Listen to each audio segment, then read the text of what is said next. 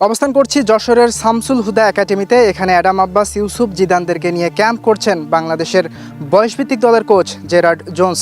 গতকালও তিনি এখানে অ্যাডাম আব্বাসদের নিয়ে অনুশীলন সেশন করেছেন, তবে রাত হতেই তিনি এই অনুশীলন ক্যাম্প ত্যাগ করে ঢাকায় গিয়েছেন। এবং কেন তিনি ঢাকায় গিয়েছেন এই খবরটা ইতোমধ্যে সবারই কম বেশি জানা হয়ে গেছে। সকাল সকাল জেরার্ড জোন্স তার সামাজিক যোগাযোগ মাধ্যমে একটা পোস্ট করেন। তিনি অনেক ভীত, তার মনটা অনেক খারাপ, কারণ তিনি এখন পর্যন্ত তার বেতনটা পাননি। তার কাছে কোনো টাকা নেই, তার ফ্যামিলিকে তিনি খাওয়াবেন, তার স্ত্রী সন্তান রয়েছেন তার দেশে, সেখানে তাদেরকে টাকা পাঠাবেন, সেই অর্থটাও তার কাছে নেই। এবং তিনি বেশ মন খারাপ, বেশ দুঃখ নিয়ে কিন্তু এই পোস্টটা করেন।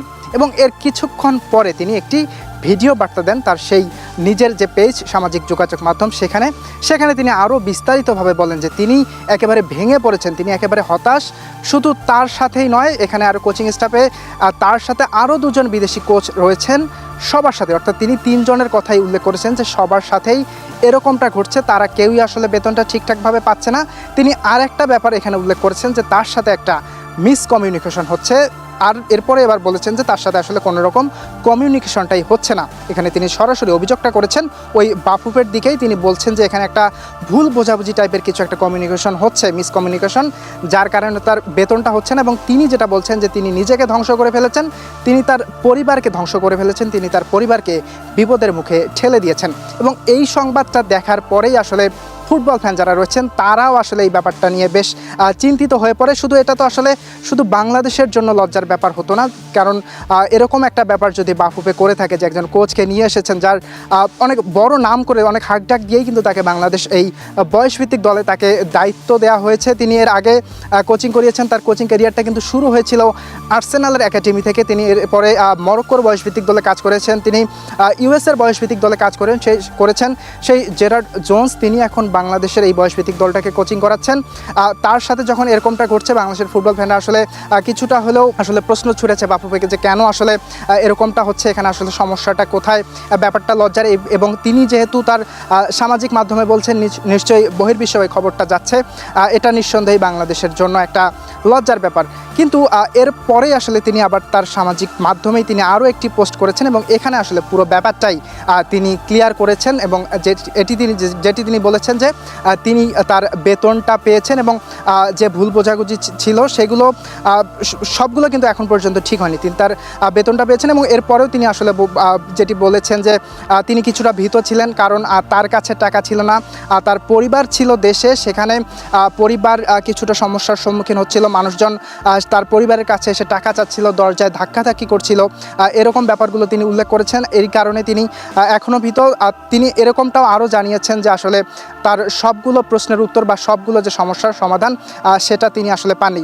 বাফুফের সাধারণ সম্পাদক ইমরান হোসেন তুষার তিনি যেরকমটা জানিয়েছে যে তার সাথে চুক্তি ছিল যে 10 তারিখের মধ্যেই বেতনটা যাবে। তিনি যেহেতু তার এই চুক্তির সাথে তিনি তার বরখেলাপটা করেছেন, তিনি চুক্তির আগেই এভাবে সামাজিক মাধ্যমে অভিযোগ জানিয়েছেন, পুরো বাংলাদেশ জেনেছে, বিশ্বমহলে এই খবরটা ছড়িয়ে পড়েছে, তার বিরুদ্ধে কিন্তু ব্যবস্থা নেওয়া হবে, এই কথাটাও কিন্তু তিনি জানিয়েছেন। তার সাথে আমার কন্ট্রাক্ট হচ্ছে 10 তারিখের মধ্যে পেমেন্ট দিতে হবে তাকে, জি, প্রতি মাসে। তো আমি 10 তারিখের মধ্যে তার অ্যাকাউন্টে টাকা ঢুকে গেছে, তো সেই কথা তো বলতেই পারে না। তো সে আমাদের চুক্তি ভঙ্গ করছে, আমিও আমাদের উচিত হচ্ছে ওটা তার এগেইনস্টে ব্যবস্থা। তিনি যদি তার বেতনটা ঠিকঠাক পেয়ে থাকেন এটা নিশ্চয়ই একটা ভালো খবর। এবং এর পরবর্তী পোস্টের শেষের দিকে তিনি যেটা উল্লেখ করেছেন যে তিনি এখন শুধু তার নিজের কাজে, যে কাজটা তার নিজের কাজ, সেটাতে তিনি মনোযোগ দিতে চান, কারণ বাংলাদেশের খুবই গুরুত্বপূর্ণ একটা টুর্নামেন্ট, এশিয়ান কাপ কোয়ালিফায়ারের যে ম্যাচ খেলবে বাংলাদেশ উজবেকিস্তানে 31 আগস্ট থেকে, সেটার জন্য খুব জোরালোভাবেই প্রস্তুতি নিচ্ছে। এখানে আমরা গতকালও তার সাথে কথা বলেছিলাম, তিনি আমাদেরকে জানিয়েছেন যে বেশ জোরালো প্রস্তুতি নিচ্ছেন, সব কিছুই ঠিকঠাক, তিনি আত্মবিশ্বাসী। অ্যাডাম আব্বাসকে নিয়ে তার গোপন পরিকল্পনা অনেক কিছুই রয়েছে, তিনি সব কিছু হাস্যোজ্জ্বলভাবেই কথা বলেছেন, আমার নিজের সাথেও কথা বলেছেন।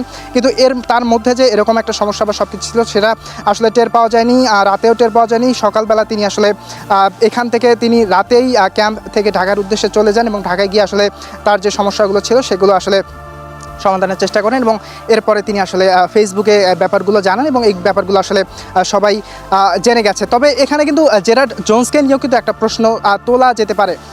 বেতনাদি বা যে কোনো সমস্যা নিয়ে তিনি কি আসলে সরাসরি বাফুফের সাথে বা এই ব্যাপারগুলো আসলে গোপনীয়তা রক্ষা করে আসলে বাফুফের সাথে তার যে ডিলগুলো সেগুলো করতে পারতেন কিনা, যেহেতু তিনি তার বেতনটা আসলে শেষ পর্যন্ত পেয়েও গিয়েছেন। তিনি এই যে সামাজিক যোগাযোগ মাধ্যমে পোস্ট করা, সবাইকে জানিয়ে দেওয়া, ফুটবল ফ্যানদের মধ্যে একটা নেতিবাচক মনোভাব ইতোমধ্যে তৈরি হয়ে গেছে।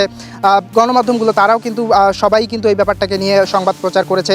সংবাদ প্রচার করারই কথা, কারণ এরকম একটা ব্যাপার যদি ঘটে যে একজন কোচ তিনি কোচিং করাচ্ছেন, ক্যাম্প চলছে এবং এই ক্যাম্পের মাঝেই তিনি ক্যাম্প ছেড়ে ঢাকায় গেছেন তার যে সমস্যাগুলো সেই সমস্যাগুলো সমাধানের জন্য, তিনি নিশ্চয়ই অনেকটা বাধ্য হয়েও হয়তো এই পোস্টগুলো করেছেন। তবে তিনি শুধু এরকম পোস্টই না, তিনি এখানে যে ক্যাম্প করছেন সব কিছুর খবর, সব কিছুর আপডেটও কিন্তু তিনি তার সেই সামাজিক যোগাযোগ মাধ্যমে দিয়ে থাকেন। তো সব কিছু মিলিয়ে আসলে যে সমস্যাটার তৈরি হয়েছিল সকাল থেকে বাংলাদেশ অনূর্ধ্ব 20 দল খেলতে যাবে সেখানের যে নজরটা রয়েছে তার থেকে বড় নজরটা কিন্তু আজকে সকাল থেকে ছিল যে কোচের যে সমস্যাটা, কোচ আসলে ঠিকঠাকভাবে তার বেতনটা পাচ্ছে না। তিনি সামাজিক যোগাযোগ মাধ্যমে লিখেছেন একটা নেতিবাচক ব্যাপার তৈরি হচ্ছে বহির্বিশ্বে বাংলাদেশের জন্য। তবে শেষ পর্যন্ত সেই সমস্যাটার সমাধান করেছে বাফুফে। এখন নিশ্চয়ই তিনি তার যে মূল কাজ বয়সভিত্তিক দলকে ট্রেনিং করানো, অ্যাডাম আব্বাস, ইউসুফ জিদান, ইসান মালিকদেরকে নিয়ে বাংলাদেশের যে পরবর্তী মিশন সেই মিশনের দিকে নিশ্চয়ই তিনি মনোযোগ